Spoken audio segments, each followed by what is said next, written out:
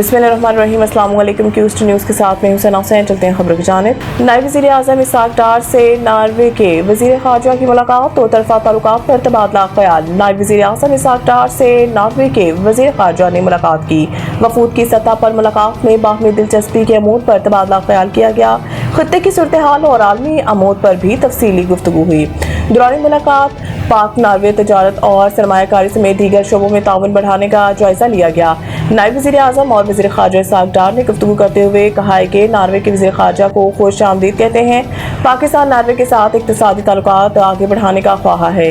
पाकिस्तान और नॉर्वे के दरमियान 78 साल शराकत दारी मौजूद है।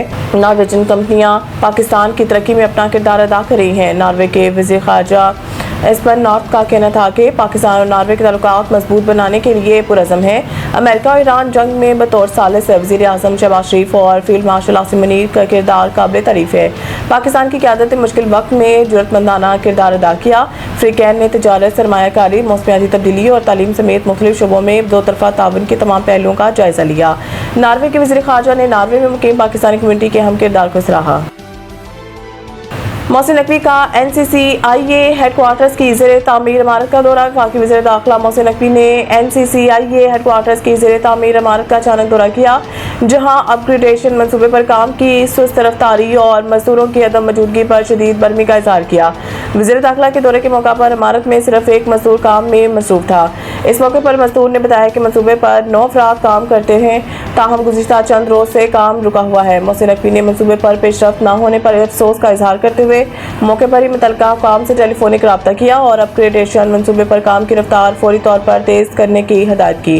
वफाकी वज़ीर दाखिला ने कहा कि अचानक दौरे का मकसद मंसूबे की पेशरफ्त का जायजा लेना था, ताहम काम की रफ्तार तसल्ली बख्श न होने पर अफसोस हुआ। उन्होंने मुतल्लिका काम को मंसूबे की बरवक्त तकमील यकीनी बनाने की हिदायत भी की।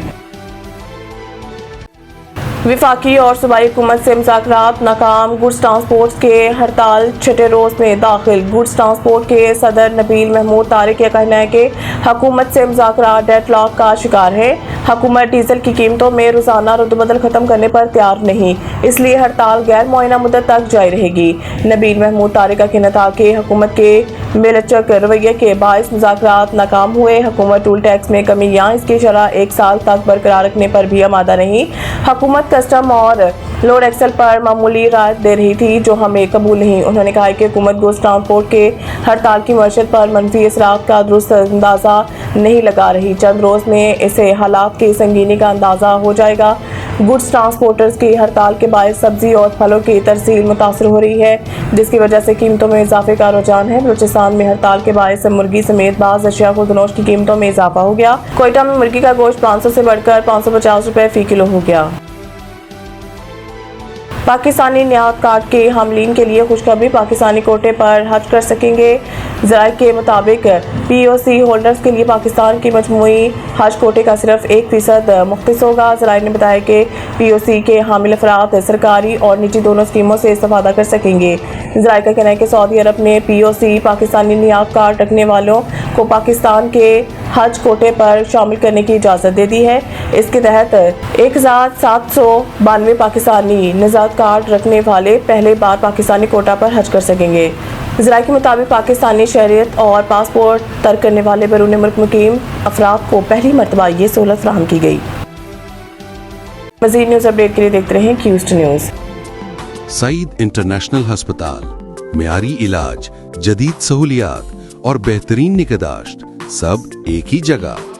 Saeed international hospital, modern, affordable, compassionate health care in the heart of G11 Islamabad. 0331 111 0675